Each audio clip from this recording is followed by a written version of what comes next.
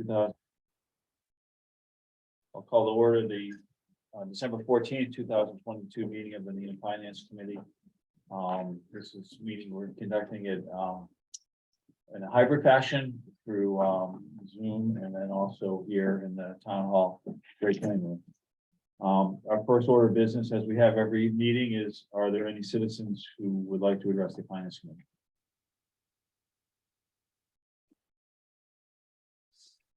And now we'll move forward to the next one, which would be the approval of the minutes of our last meeting, which was right before town meeting on October 24th. Those meeting minutes have been disseminated. Anyone have any questions on them or want to move their acceptance? Move their acceptance. Motion Second. from Josh, second by Dick. Question, comments? Hearing none, coming to a vote. All in favor, say aye. Aye. Aye. Opposed? Do we need to do a roll call? What's that? Do we need to do a roll call? Hybrid, A roll call. because it's hybrid. Okay. Yes, and the utmost of caution, I will do that. So Dick? Dick Yes. Riley? Aye. Karen? Yes. Charlie? Yes. Yes. Carol? And the chair says yes as well. Okay, we're gonna commence our FY 24 department budget hearings, and the first one we have tonight is the building department. Dave, you want to? Before we hear. Let me just do a quick intro and then turn it over to Dave. We're fortunate to have an experienced hand leading this, and this year's budget is pretty straightforward, no surprises. There is essentially the only change is driven by the contractual provisions for base compensation and step increases. Those total $37,000 roughly.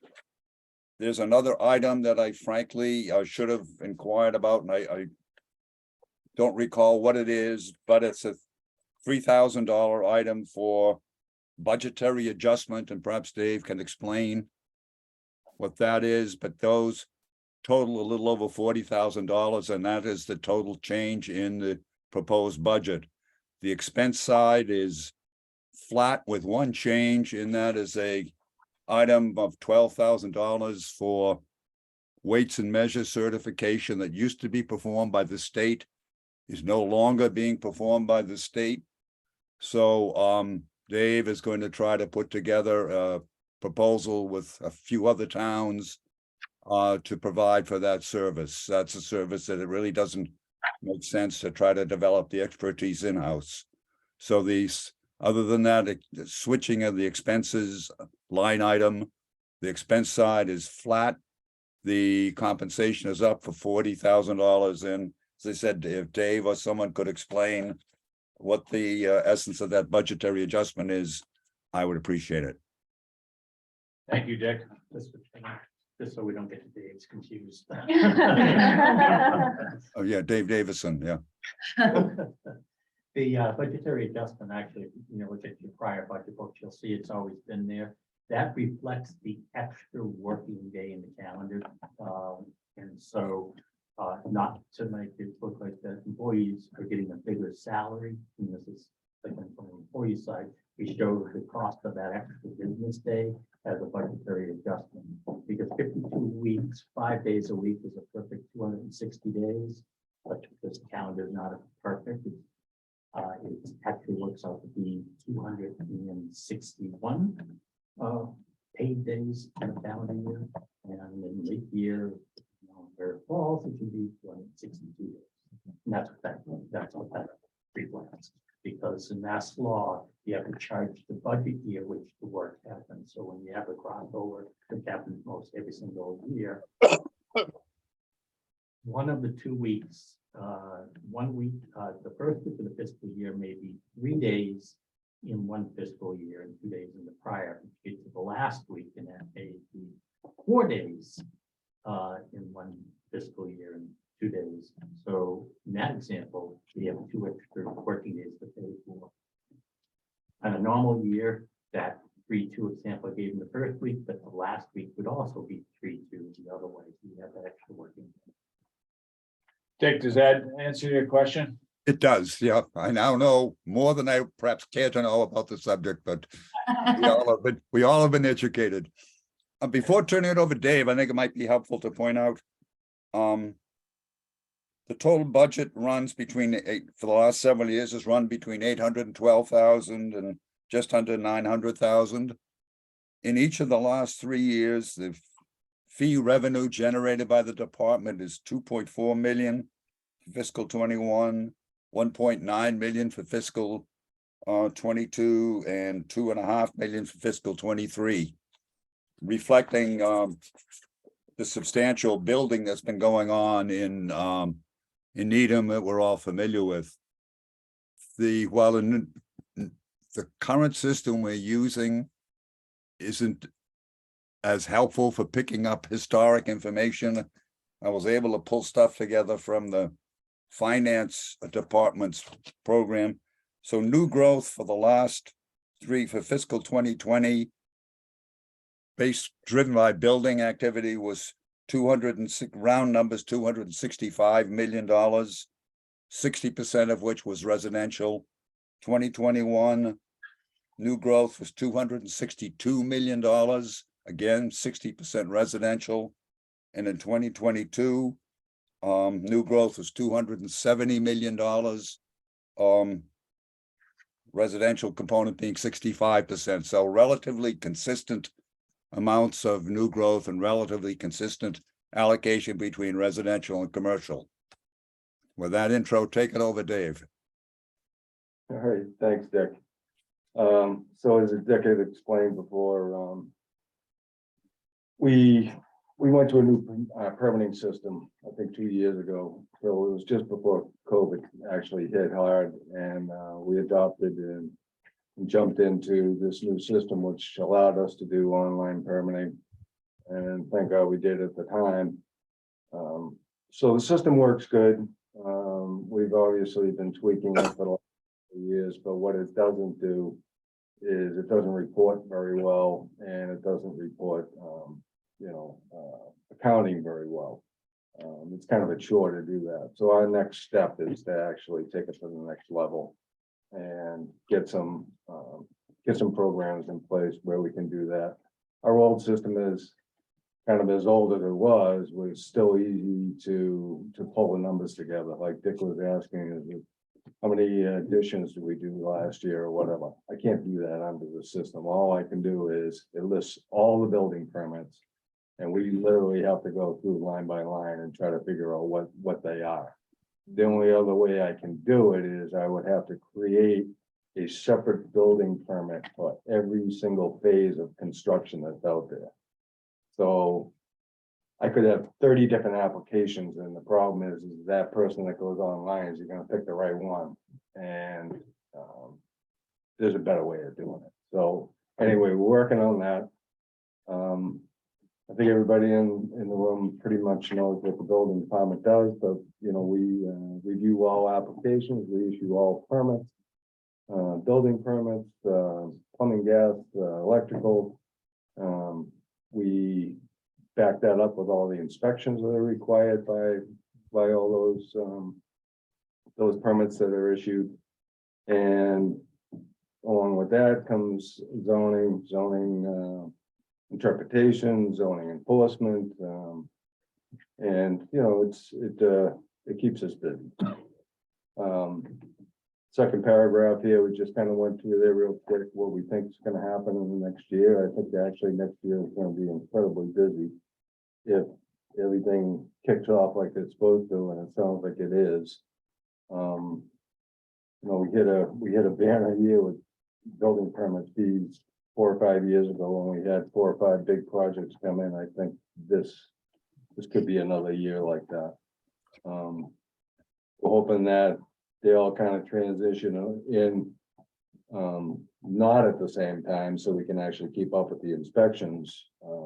But we are fully staffed, and I don't see any issues with not taking care of whatever projects are thrown at us in the next couple of years.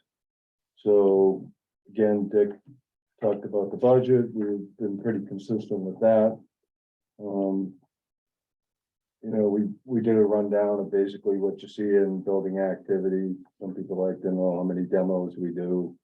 I mean, it kind of speaks for itself. I mean, if we got 78 demos, we're pretty much putting up 78 new homes. There's a few out of the ground, new homes, with a couple subdivisions, but that's pretty much what we're gonna see in the next, 10 years. It's gonna be, demolition, creating new homes. Permits have been steady, actually a little bit of an increase, over last year. Give you a slight idea of what the amount of inspections that are conducted, electrically, plumbing and gas, in building. Again, keeping us pretty busy. We do not track, complaints, when an inspector has to actually go out and respond to a complaint at the site. And we don't track, re-inspections. Doesn't happen that often, but it does happen. Dave, has there been any impact of the new zoning restrictions on the McMansion thing? What's been that impact and how is that translated into going forward plans? I mean, the new zoning that was put in place was basically, we took an average house that was being built. And honestly, the zoning was created around that. We've had only a handful of permits that actually have come in that they've been oversized and they had to go back to the drawing board and shave off 400 or 500 square feet of house. Now, either the architects are really getting good at that, or the houses just aren't getting as built as big as they could be. So I haven't heard, you know, the mini mansion thing was really hot for a couple of years. I haven't really heard from people saying that, you know, they're out of control, or they should be smaller than they are. Because there are ways of actually doing that. We took the first steps in creating FAR, which is a floor area ratio, to the size of the lot, and that's what determines how big a house you can put on it. So, for example, we have a 10,000 square foot lot, and the percentage is 38%, is basically 3,800 square feet of home. We only count the first floor and the second floor. We don't count the basement. We don't count the attic. Other towns, like Wellesley, count a percentage of the basement. Newton counts part of the attic. So in order to get around that, they basically drop the roof down to the point where it's uninhabitable on the third floor, but they're still picking up the square footage. So you end up big ugly looking house. So I don't think we sacrificed, you know, beauty in any of the houses that built. I mean, let's face it, I mean, some of the houses that are being built, they're pretty nice homes. If they were to try to circumvent zoning by the basement or the attic thing, I get a feeling that they may not do as much. So, I don't think we're gonna touch the zoning again. You know, I think people are happy with it, as far as I can see. And there hasn't been a push to the planning board to actually do anything with it. So I think it's gonna stay the way it is. Again, back to my budget, personnel have been the same. We are fully staffed. I mean, I don't know how many times I came before this committee and said I couldn't fill this part-time position, I couldn't fill that part-time position. Well, it happened, and we have them all. So, and it happened to be the people we thought would fall into these positions, and somebody giving up their business and wants to, you know, kind of pick up something on, you know, more steady with some benefits, and two people that filled the positions. That's exactly what they did. They were both owner operators. So lucky for us. The expense part of my budget has been the same for the last, I think, 9 or 10 years. Nothing's changed with that.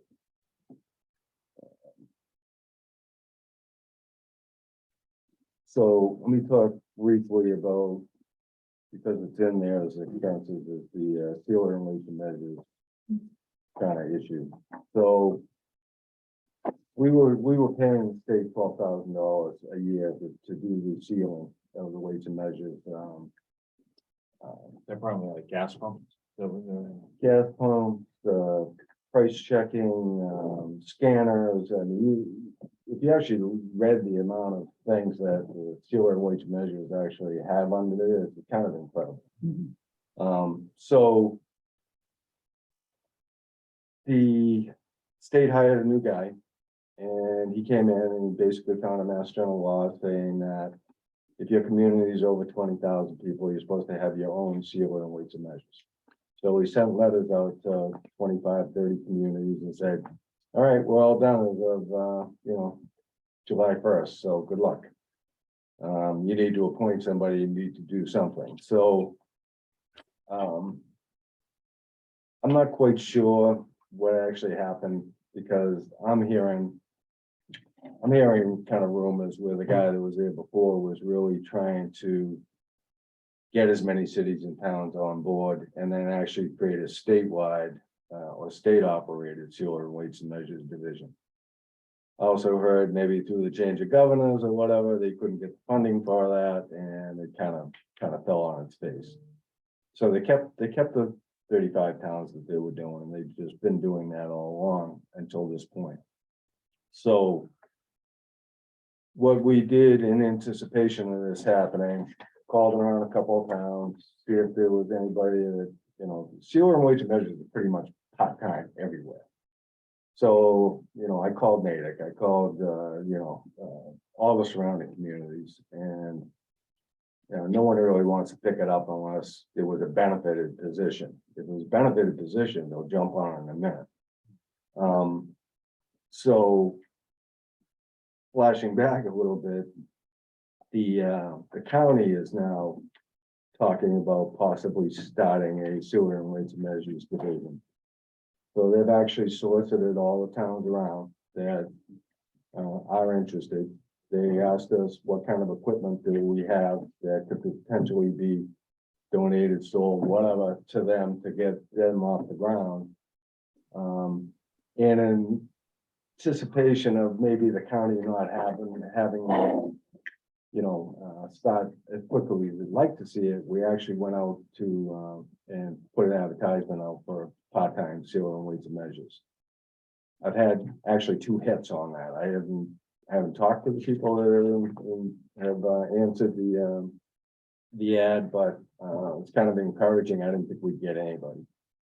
So that's kind of where we are with it. We're still got the 12,000 kind of floating there. Not sure what's going to happen with it, whether we end up hiring somebody and we take care of it, or the county ends up getting this thing off the ground. And honestly, we don't know what that fee is going to be. We're not sure if the county's, basically going to look at population, they're going to look at land area, going to look at the amount of devices in every town, and come up with some sort of a price where they're going to charge everybody. Every city and town also has separate permit fees, sealing fees, and they're different from town to town. Ours is extremely old, and probably needs to be updated. Whether the county is actually going to go out and create their own fees, we just don't know yet. So that's where we are with it. I do have a proposed fee schedule, which still isn't going to get us to where it's going to cover the $12,000. Right now, we pay out 12 and we only collect about 6. Under the new fee schedule I developed, we pay out 12, we get a little bit over 9,000 back. I don't think we could ever just go and take the fee schedule and base it on the 12,000 we're going to get back, because I think the vendors, the restaurant owners, the store owners, the gas stations would just go through the roof. So, I mean, it's really, it's a consumer it's a consumer product that's out there. You know, the whole purpose of it is to protect the consumer. And if it costs the town, some money to do that, then I think it's money well spent. But that's where we are with the CO weights and measure thing. And it's very much up in the air. Actually, as of the first week of January, we're bringing out everything that we have. We had a weights and measures guy 15 years ago. We still have the weights. We still have everything, which a lot of towns don't have. We're gonna bring that over to the state lab. The lab will actually determine whether the stuff can be used or not used, and then that'll be a bargaining chip, hopefully, with the county. Ideally, I'd love to see the county do it. I think it takes it off our table. There's no employees involved, there's no town vehicles involved. It all goes to the county, so hopefully that works. But so that's about it. I mean, Big presentation, do any committee members have questions for Dave? One question, Dave, the new growth is very important to the financial support of the town, and the first indications of new growth come from the permit applications in your department. Are you seeing any impact of increased interest costs and so forth on the pace of permits? I see the new houses are slowing a little bit. And I don't think it's because of the interest rates, although it could be. I think the cost of the tear downs had skyrocketed. And to the point where, when I started here 10 years ago, the tear downs were $450. They're now crowding $1 million. That's a lot of money. So, these builders are working on a very small profit margin. If you actually look at the cost of the homes, which now are well over an average home, well over $2 million. If they walk out of there with $200,000 in their pocket after that, they did very well. So, it's so tight with the tear downs and everything. I think that's really contributing to a lot of it. We're seeing pretty major renovations coming in though. I mean, people have decided, okay, we're not gonna spend the $2.4 million on a new house. We're gonna invest a few $100,000 into the house we've got. So we're seeing a lot of that happening. I mean, the other thing is too, I mean, we've done an average of 75 to 80 homes a year for the last 10 years I've been here. That's 800 homes. That means that 800 premium lots are gone. They're not going to tear them down again. I hope they don't. But, so now what you're getting into is the not so premium lots, but they still want the same money for them. So that's where the kind of the twist is out there right now. I think if the price of the existing stock comes down a little bit, then I think the housing will take off again. I mean, we're pretty fortunate to live in an area over here in Needham, Newton, Wellesley that I wouldn't say seems to be, unaffected by the economy, but it's unaffected by the economy. I mean, it's incredible. So I think it'll continue to go. We're still seeing, the same numbers for this year coming up. And unless the interest rate goes, sky high, then I don't see that, really putting a stop to it. And, there's no more product shortages out there. Lumber pricing, I was telling this gentleman, I was watching something on TV today that lumber prices right now are the lowest they've been in almost 5 years. So they spiked, but they're right back down again. So that's good. It's all good.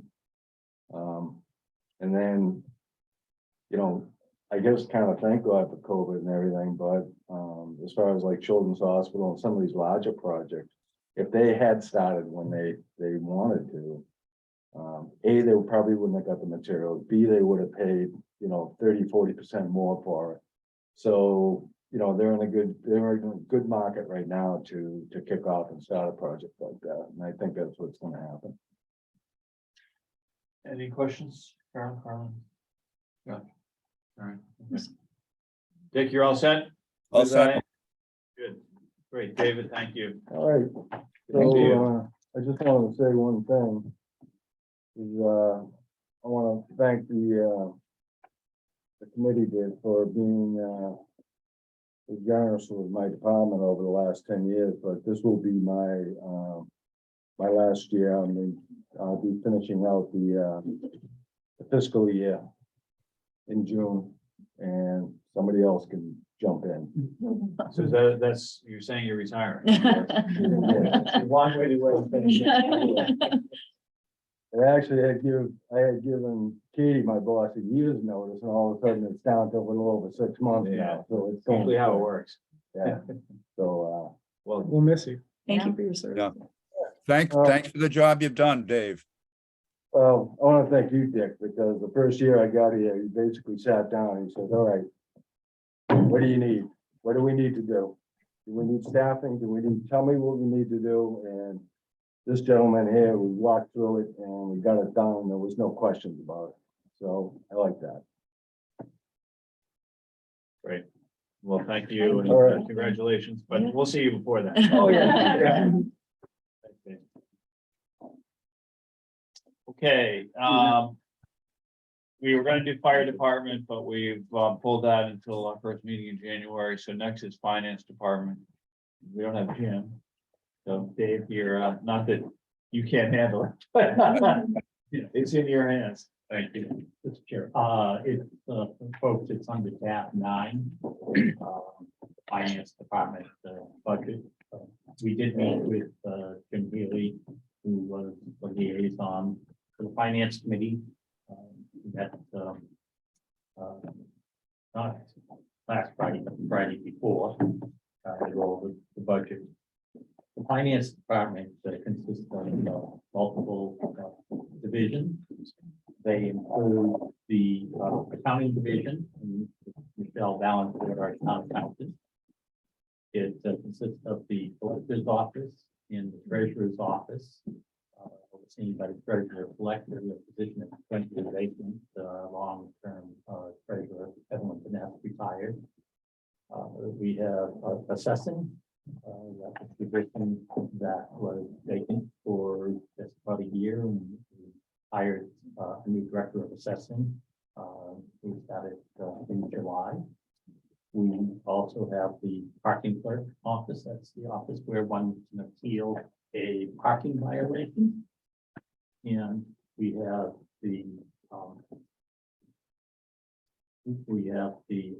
Information Technology Center, the IT department that maintains the town's network.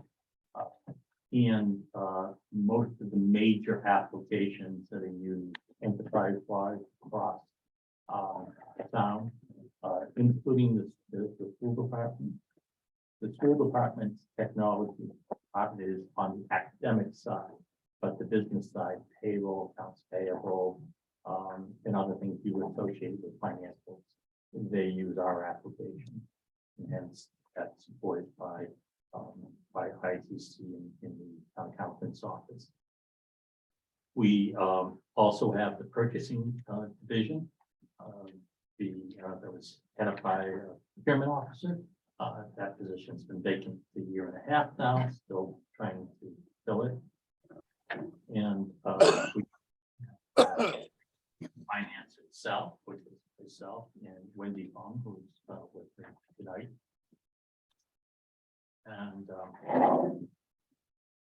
And overall, with the department has seen a lot of changes.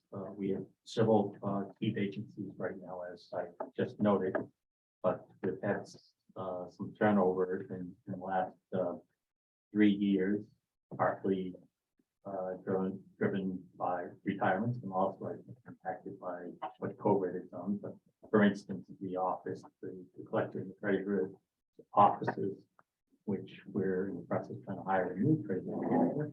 The entire entire staff, the exception of the assistant treasurer collector, has been hired. And staff 4 have been hired. The longest tenured of the 4 is 11 months.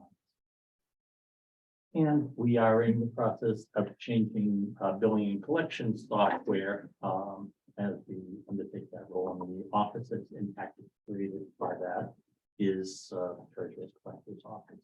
There's certainly some challenges there. As I mentioned, purchasing is been vacant. In the assessing office, we did some restructuring. There was a headcount drop, but the data department has been with us for about 5 months. So Dave, as we speak of the 25 FTEs, how many are open positions? Open positions right now, there is 3. There are 4 positions that are currently vacant. 2 in information technology. To add, one of those 2 is not a position that was requested and funded, which finance committee supported. We were able to hire the applications administrator right at the beginning of the fiscal year in July. What's vacant is vacant as of 2.5 hours ago. Our network manager has left to take a position in another community. Today was that person's last day. Was he the one, Dave? I don't think you mentioned in our meeting that somebody's on long-term leave. No, that's. So these are just positions that, there's no person. where There's that no person's on person leave. in that There's no position. No person in that position. So, Then if you take into account people who are on leave, what does the 4 become? The 4 becomes 6. And again, the treasurer collecting the procurement officer. Basically, the day-to-day treasury has been covered very well by the assistant treasurer collector, but the higher end treasurer collector stuff, that's all on the all the purchasing is made. Finance is made, and the interim lead is the director of IT, so the day-to-day oversight of that is me. So when do you sleep? So. So is there key man insurance on you in the budget? So, but hopefully the people have been out, will be back soon. I don't have specifics on their situations. I will. And I know no one would ask. And we're trying to hire for the others. So it's just interesting. It's and Is this unique to us or sort of our peer municipalities experiencing similar things? I don't even think it's unique to government. I think it's just across the economy. Just people are not looking for jobs or they're not accepting jobs. You've gone as far as making offers to people and then get ghosted. Yeah, it's crazy. It's This is IT you're looking for in particular, or public works, police officers, firefighters. No, but you in particular is. Oh, IT. it is IT. In some of the positions, we're not even in applicants. And you can't fill any of those positions with kind of temporary, longer term staffing, Well, you still have to hire them too. but would that be an easier hire? No. Well, it's, you pay more for IT? yeah, oh, well, yeah, IT, it was, we're not gonna do the private sector, for folks that are in it primarily for money, because the incentives and stuff are there. Even with the layoffs that are happening in the technology field, and there's been an uptick in that area, still, it's been difficult. So it sounds like then as far as a goal for FY24, one of them is to try to get yourself back up to Get full fully capacity, staffed. get fully staffed. Get fully staffed, yes, and So when we're here next year, instead of 4 vacancies, it might be 1, right? that is the goal. Okay, good. No, any DSR 4s? No DSR boards, which is extra funding request up and beyond the base budget. Going to the base budget 3%. Or $88,000. What that is made up of is increase in salary and wages of $59,691 for which is a 0.6% increase over the current adjusted budget. And based upon the budget that was approved at town meeting, the salary and wage budget is up by 3.6%. The difference is there was a transfer from the CPFS, that's the reserve that's appropriated by town meeting and transferred by the town manager for collective bargaining settlements, merit raises and such. And in the finance department, we had 14 positions that were covered by the ITWA contract, which was approved. So there was funding that had get transferred into the finance department. For FY24, the requested budget for salary and wages is inclusive of step raises that are entitled to upon satisfactory review. The ITWA does have a contract for FY24, so it's based upon the rates in FY24. The town has already approved the compensation schedules for non-represented employees. The wage structures that are built into the budget are also based on the 24 rates.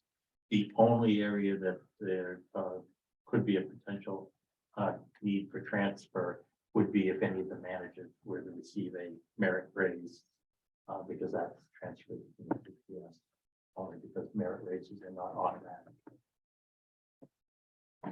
On the expense side, the total expense is up $23,769, 1.8% more. There's some line item movements, some of the lines that the costs are estimated to be lower. We've reduced those lines, and some of the lines that are up higher, those were increased. So we moved dollars from one line to another line. The primary drivers of the increase, not surprisingly, is software. Software is a major component of the finance department budget. You know, the budget that's $1.3 million, about $825,000 directly related to software fees. The software fees is all the enterprise wide applications. The individual departments may have software budgeted if they have an application that they have acquired that is specific to their function, and generally is cloud-based. For instance, Park and Recreation has a program registration application online. That's a fee that they pay directly with the software as a service provider. Other than ensuring that our network is up, there are no demands upon the finance department or IT for that. And hence, that is budgeted in that department. And there are others similar to that. HR, for instance, has an online application process to apply for a position. That's completely housed and maintained by human resources. So the fee for that application is in their budget.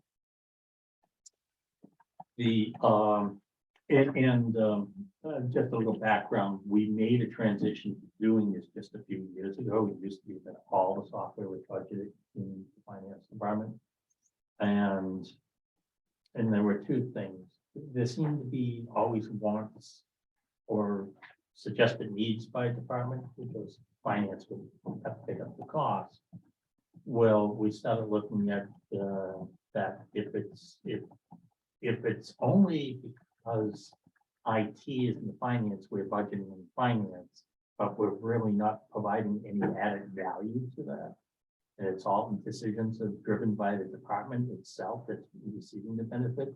It made sense to transfer the responsibility, which was done, but also those dollars. And if you recall, a few years ago, we reduced the finance budget by transferring those amounts to the departments, which they have skin in the game in terms of finance, so they're a little more, a little more methodical in their approach of, looking at applications and not just jumping at the latest sales pitch and I think that's paid benefits both for the department feeling more in control of the selection, but also a little more thought in terms of choosing an application and the cost associated with it.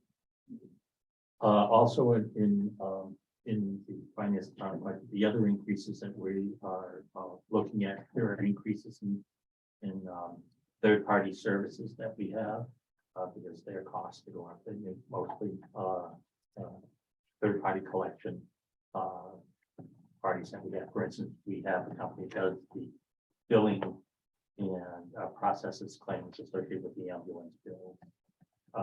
And that's a higher parking tickets. We're back to enforcing parking regulations. So that volume of activity, and that's a fee per ticket and such. Another item that is up higher is postage, of course. And instantly, well, postage rates are going up. And I think almost all of us look at how much more that we do receive by email or text. But unlike any private business or even individuals, and although we make things available online, by law, we are still required to mail a bill by the postage. So every bill that's available online, we must also mail. Because they can't turn around and say, well, now we're going to suspend your license because you should have known to go online and get your motor vehicle excise tax. So we have to mail. Oh, yeah, I'm sorry, the family who doesn't have internet connection, your property tax, didn't pay your property tax, so now we're gonna take it. So that's why the law is the lowest level. So, and because postage rates are going up, that's why postage is going up for us. Whereas you may be seeing for most other departments, they have routine correspondence that over the last several years, postage has been going down. Is it possible to send certain bills together? So like an excise tax bill in the same envelope as a property tax bill? We do, well, no, because the timing doesn't work and if there's just a slight variation in the name, you can't assume it's the same people. But we do use a mailing service. The file is sent to the service and they print the bills and mail them. Or people for an individual company, the same name, they do the combined, so we get a less expensive. So for instance, some of the leasing companies, there might be 200 bills going to the leasing company because they're all to Acme leasing. At the same address, same city and state. We do take advantage of that. The last part of the 3 lines of appropriation is that's operating capital equipment. That's up by $5,000, and that's driven just by the fact that the computers and stuff that purchase, everything's more expensive. Everything is higher in price, which is, and that's just reflective of the inflation. Again, the bottom line increases. Does anyone have any questions for Dave? I'll start with you, Dick. Yeah, I have a couple of questions based on the text description.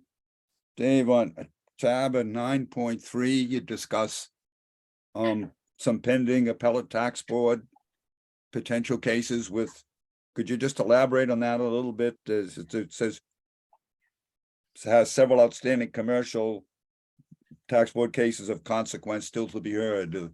What are the implications of that? The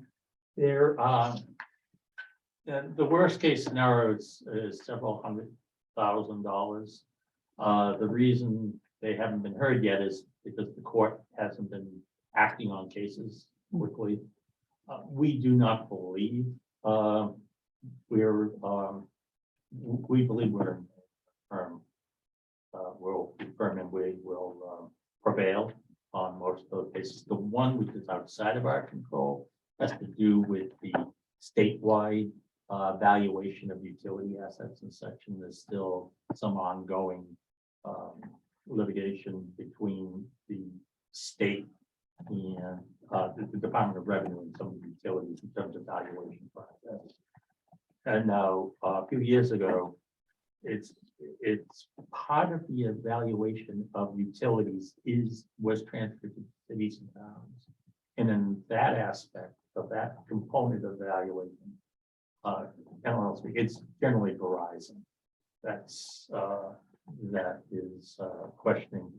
Verizon hasn't had the issue with the valuations as calculated by the cities and towns for our portion.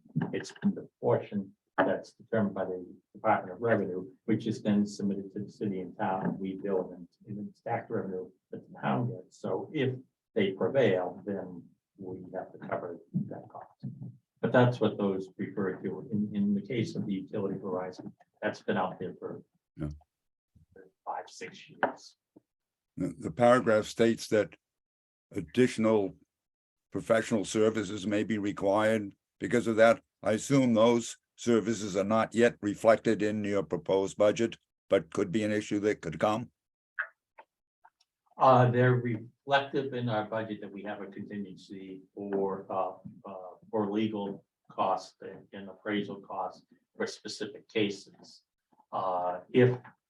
If the cities and towns are required to provide extra resources to the Commonwealth, that would be the only instance that there would Okay. be. Clearly, if that were to come, that's just in our disclosure, but I doubt that will happen. But if it were to come, that would have to come to the finance committee. Two other Go ahead. text-based questions. Looking at the earnings achieved, I'm on page 917, where you recite the earnings, the investment yield compared to Massachusetts Municipal Depository Trust. And the last each year through 2021, we either matched or exceeded MMDT. In 2022, we were from 5 basis points short. Does that reflect a change in operation, or is there some objective explanation on it, or is just that just a one-off? It's no change in operation. It was that the MMPT can take advantage of the rising market much better than a city or town can. And it's just the clear the MMBP is a pool money market fund managed by the state treasurer's office, and some of the rising interest rates in some of the areas that they can invest in that we ourselves cannot invest in directly is the reason why they got a better return. Yeah, but historically, that has not been the case. So what happened in 2022? It's just when our interest rates were still 0.015, we were seeing their monthly statements coming in showing going to a 0.2, and then the following month at 0.25, the following month, there was the interest that we earned from them basically tripled our interest earnings last year, meaning fiscal 22. Well, that's not big money, obviously, we're talking about, but does it make sense to pivot and get into MMDT under those circumstances?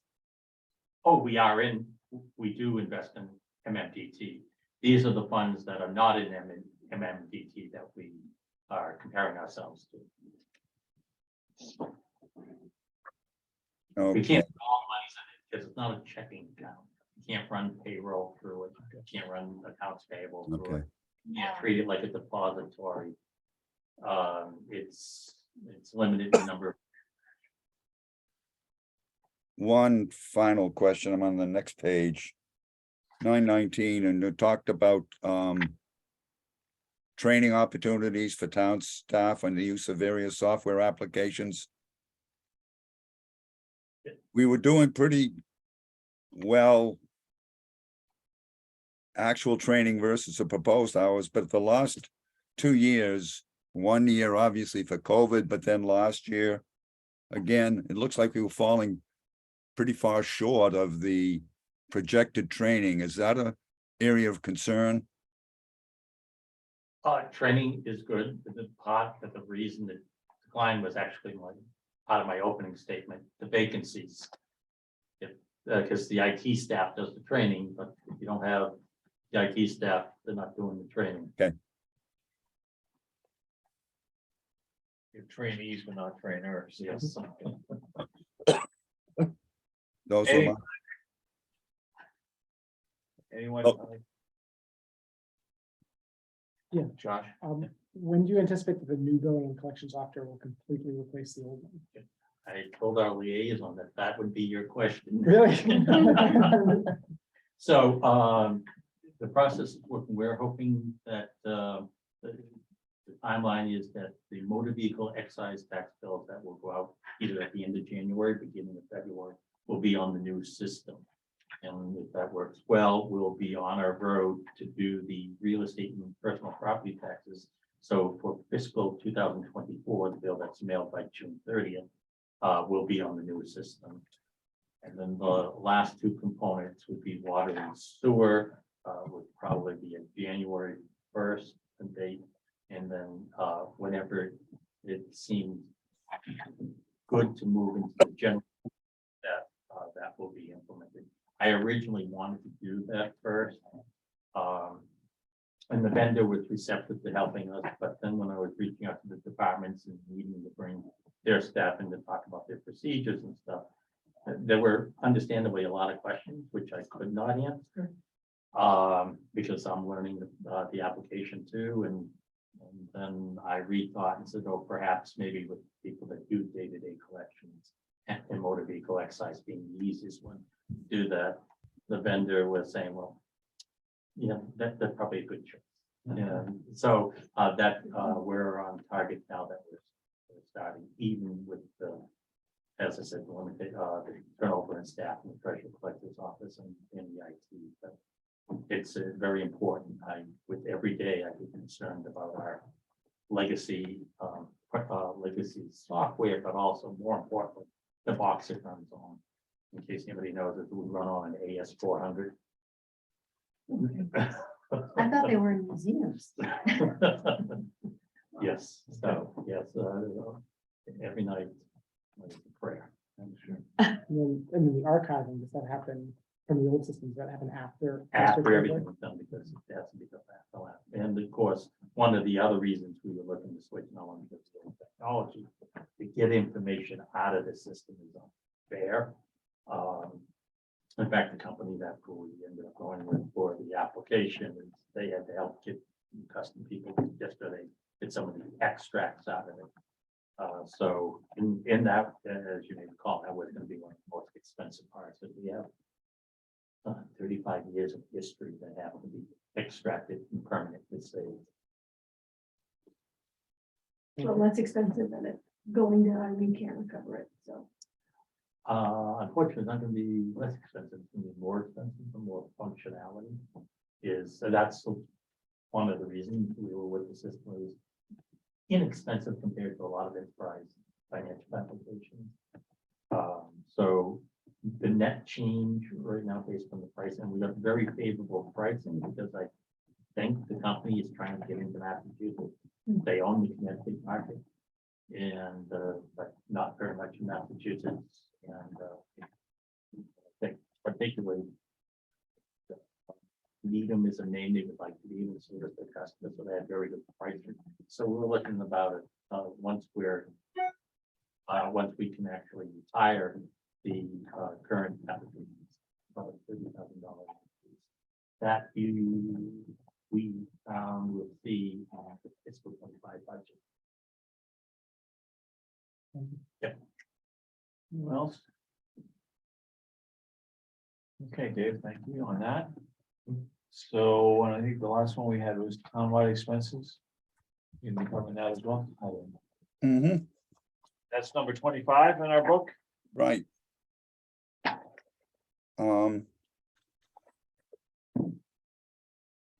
there are two elements of that up for our review this evening. One is the liability for auto casualty, liability and self-insurance program. Primarily that is driven, the two components of that. One is the premium element, and the other is the value being covered. In this case, if I can get my notes. The total is going up by $90,000. That's a combination of, I think it's a projected a little over 7% increase in the base premium and a 10.6% increase in the valuation covered, primarily due to the police station coming on full bore. The combination of those two costs are projected, and let me emphasize projected, to amount to $90,000. We probably won't know what the actual insurance quotes will be until quite later on in the spring. So this is at this point the best guess estimate of what is expected will happen. You want to elaborate on that at all, Dave? Certainly, you did a good job summarizing. The town is insured in a group, risk group that's Massachusetts Interlocal Insurance Association, and they only do municipal insurance coverage. And every year they send out their premium estimates to us in June, which of course never works for us, as our meeting is in May. But they do provide guidance of what they're anticipating. Rates will be going up, and there are two factors, as Dick mentioned. One is just premium increase in terms of percentage. The other thing is, of course, the covered property. First, they did adjust some of our property values to show them up because, and it's happening to me, and seen it in your own homeowner policies because of the cost of construction, reconstruction, the inflationary factor, the value coverage went up, and then the other pieces, of course, for what 24 we're paying a premium, which includes the entire public safety building for the entire year, whereas we were only covering it for part of the fiscal year 2023. The policy estimates does already take into account that Emery Grover would be offline. So Emery Grover is not factored in, so that's one of the things that with the decrease. That the Rich Hill building in the garage, which are going to be taken down, we've taken that off of our policy. So the next time that there'll be an increase other than premium base is likely in 2025, and the Emery Grover comes back onto our policy. And there's no change necessary for a change in the utilization of Hillside. No, they're covering the building as long as it's occupied. Okay. It's covered, whether it was fire station, police station, school administration. That doesn't affect it because they're replacing the building, not the lines. Mhm.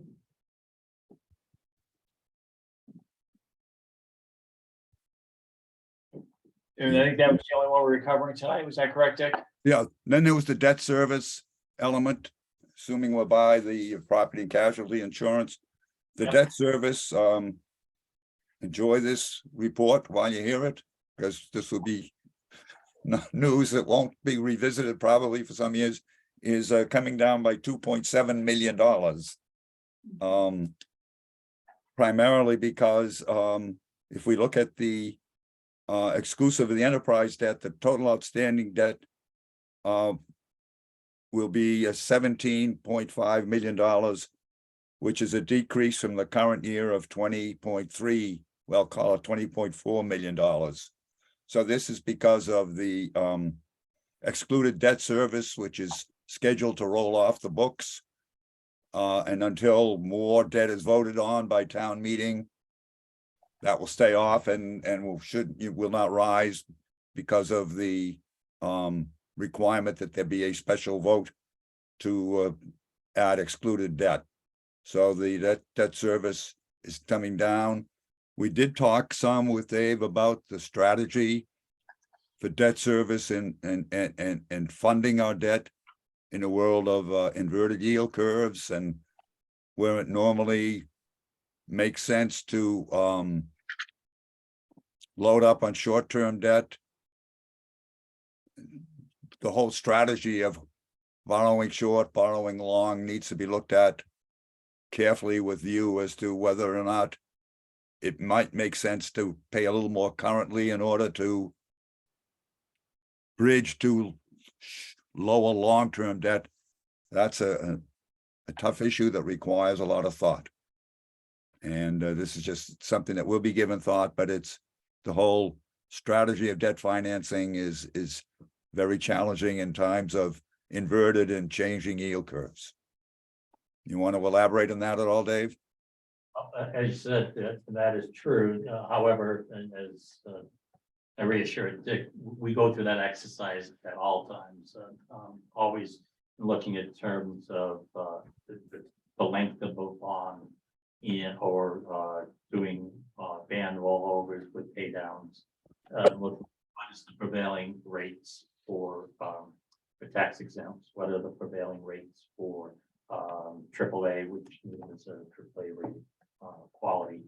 I'm looking at what are the rates on 5 years versus 10 years versus 20, and the maximum is 25 years that we look at, and all that comes into strategy. And that was actually what played into the bonding decisions that we did last year in April, which made some sense of readjusting.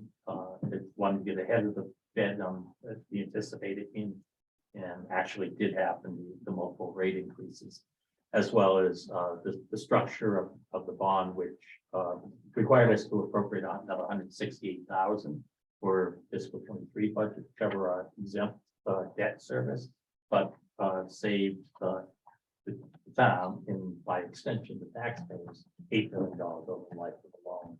There's a combination of the high premium that they were still offering the lenders, as well as the prevailing interest rates were still low. But yes, we do look at that all the time, and that factors into the consideration.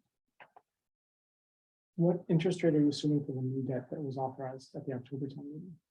That was 17%. And when will that be issued? The first, which will be a note, will be probably March or April. I will have to issue something before June 30th because project's moving along. But I'm also getting a sense that the rates are starting to stabilize for municipal market.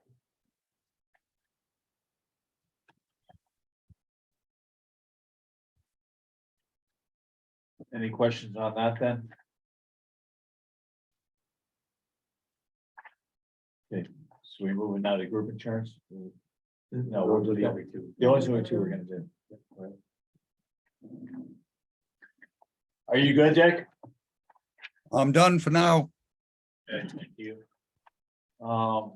Anything further on that, Dave? Not on that. Okay.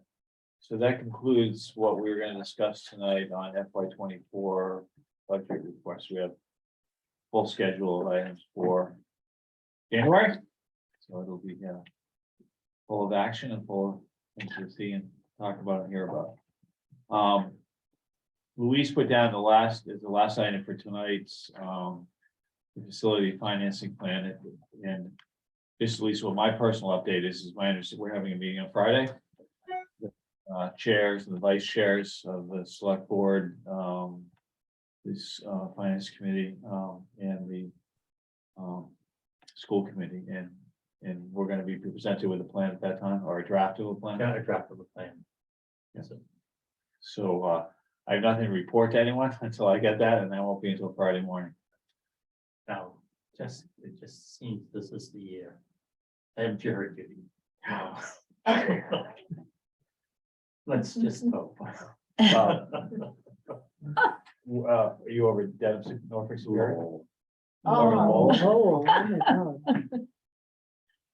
Well, your chance of getting called in Lowell are better than they are at Dedham, only because there's more activity up there. Hmm. But Thursdays generally aren't as busy as Mondays, so. That's one of them. So, so tell them you have a big meeting on Friday morning, and that will ensure they put city for juries and don't tell them, okay? Okay. All right, so, good luck on that one. So we'll have more on that, I expect at our first meeting in January. Yes. All right, any further or other business? Anyone has? Seeing none? What was that? I'm not missing anything, right? No. Okay, good. So I will, entertain a motion to adjourn. Move to adjourn. Josh moves, is there a second? Second, Second by Carol. We'll do the roll call. Dick, I, Karen, aye. Josh? Carly? Yes. And Carol? Yes. Chair votes yes as well. So that's unanimous and we're concluded for the night. Thank you. everybody. Thank you. thank you. Nice to see you. John, we scheduled fire for January 11th. Oh, okay.